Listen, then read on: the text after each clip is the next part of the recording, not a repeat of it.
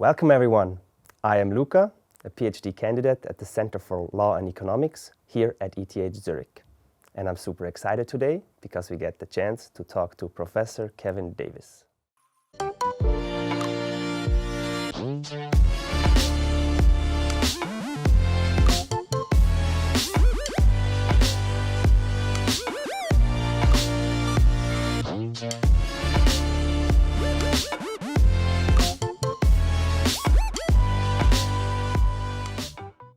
Kevin Davis is the Beller Family Professor of Business Law at New York University. His research and teaching concerns the relationship between law and economic development, with a particular emphasis on anti-corruption law, business law, and the measurement of the performance of legal systems. And today we will talk about his recent paper, Did the Global South Have Their Say in EU Supply Chain Regulation? Welcome, Professor Davis. Thank you, Luca. It's a pleasure to be here. So before we delve deep into the discussion of the paper, why don't you give us a brief summary of the background and of the paper itself? The paper is about an EU instrument called the Corporate Sustainability and Due Diligence Directive. That directive will require the member states to enact legislation that allows companies to be held liable for human rights violations in their supply chains. And the thing about that interests me is that it's likely to have a significant effect on a lot of developing countries, a lot of countries in the global south, because it will affect their ability to sell goods that ultimately end up in the European market. And so what we've done in the paper is to look at the process that led up to the adoption of the directive and to see whether countries or people from countries in the global south participated in the consultation process that led up to the formulation of the directive. And what we found was that they did participate to a certain extent, and the people who participated overwhelmingly supported the adoption of this kind of supply chain liability instrument. But on the other hand, there weren't very many people who participated from the global south. The ones who participated were not representative, so businesses in particular were underrepresented. The people from the countries that were most likely to be affected didn't really participate. And we also found that to the extent that there were coalitions of respondents, coalitions of NGOs or companies that got together to draft common responses to the consultation, people from developing countries were not really represented in those coalitions. So at the end of the day, we have significant concerns about the quality of the participation by people from the global south in the formulation of this directive. And to us, that raises questions about both the legitimacy and the effectiveness of the directive itself. Cool, very interesting. Thank you for that summary. So you're a US law professor based in New York City, studying the involvement of the Global South into the EU legislation process. What was your motivation for that study? Basically, all of my research, I would say, is motivated by an interest in the relationship between law on the one hand and economic development on the other hand, and particularly in countries in the global south.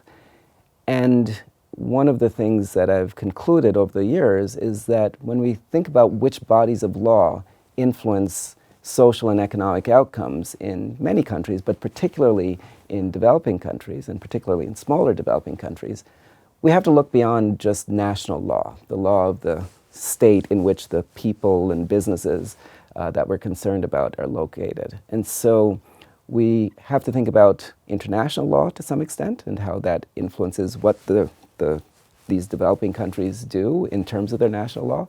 And we also have to think about transnational law, which in various ways reaches out and touches the lives of people in a lot of countries. And so in the past, I've studied regulation of foreign bribery, and how that has extraterritorial effects that affect levels of corruption in developing countries, and money laundering laws that affect, say, flows of remittances to developing countries. And now I'm looking at supply chain regulation, which one would also expect to have significant effects on the economic prospects of developing countries. So that's where this study fits into the broader research agenda. Now, of course, here we're looking at not the effects of the legislation, but participation in the formulation of the legislation.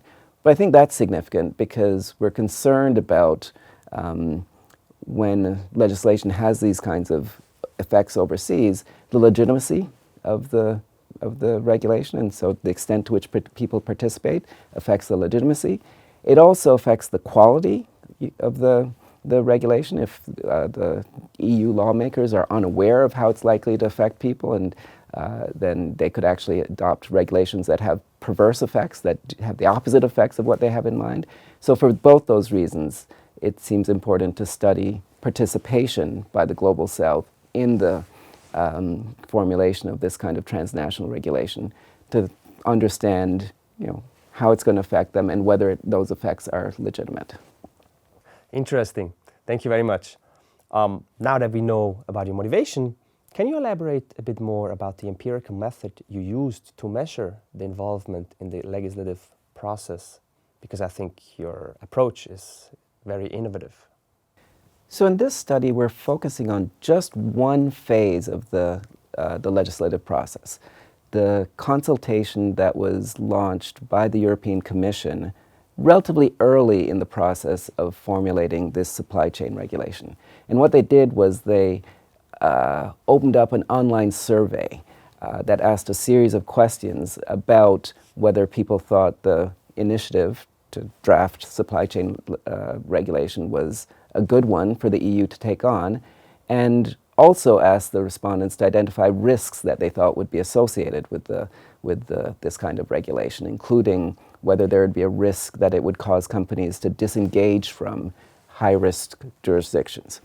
So we're working just with that survey instrument, and because we had very structured responses, structured data, that lent itself to a quantitative analysis. And so this project is very quantitative in the sense that we look at how many people from the South participated, how many people from the South participated of each type, what they said, whether the characteristics, the types of the respondents were correlated in various ways with their responses to either the two key questions.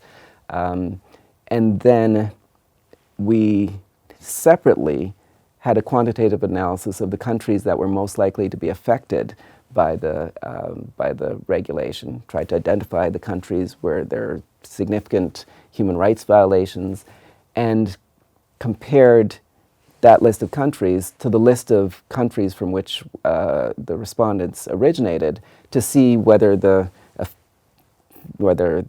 people from the most affected countries were well represented in our pool. So that kind of quantitative analysis seemed appropriate for the kind of data we had that was elicited by this survey instrument. The most innovative part of the analysis, I think, was actually the text analysis that we did to see whether people were copying one another's submissions. And so we, and I should say, this is joint work with Lauren May and Roy Germano, and Roy is the quantitative person on this, on the team, and he used a technique that's been developed by other scholars to try to identify templates that were used by multiple respondents. And that actually proved to be quite illuminating. And so methodologically, we think this is interesting, not only in terms of the results, but also as a test of different ways to analyze this kind of survey data. Cool. Thank you very much for sharing your research with us today. And to conclude, what do you think policymakers can learn from this? And what are areas that require further research? At most, policymakers can learn about the specific channel that we studied, specific channel for influencing EU legislation, right? And that channel is the survey that was administered by the European Commission in this case, right? So we do think we can say something about whether the survey yielded responses that are representative of all the affected interests in the Global South. We do not think it generated that kind of result, right? We think that the respondents were not representative, and their views are not necessarily representative of the views of all the affected parties. So, the direct policy implication is that we should treat the results of this survey with caution, and we shouldn't necessarily treat them as yielding a lot of useful information about the views of affected parties, or as a means of legitimizing the EU's regulation in this area. But there may be other ways in which people in the Global South participated in the process, and so we can't say anything broader than that. The policy implications also are unclear and require a lot more research, because we would have to study both means of improving this particular mode of eliciting responses from people in the Global South. So maybe there are ways of improving this kind of online survey, by advertising it better, for instance, and recruiting, making more of an effort to recruit participants. So that would be one way to go. Another way is to focus on other channels, other ways in which private actors in the Global South can make their views known, right? Whether it's at the agenda setting stage, whether it's by appearing before the European Parliament, whether it's through making their views known to their own governments and having their governments engage in intergovernmental conversations. Those other channels of influence might be more productive, actually. It might also be more productive to have participation at another stage in the process. For instance, at the implementation stage of the legislation, or even when at the national level, when the EU member states adopt their own legislation implementing the directive. So all of those areas remain open for further research. Thank you again, Professor Davis, for being with us today. We are very much looking forward to your future research in this area. Thank you very much, Luca. It's been a pleasure. And to our vlog viewers, we hope you enjoyed this as much as we did, and we hopefully see you again next time.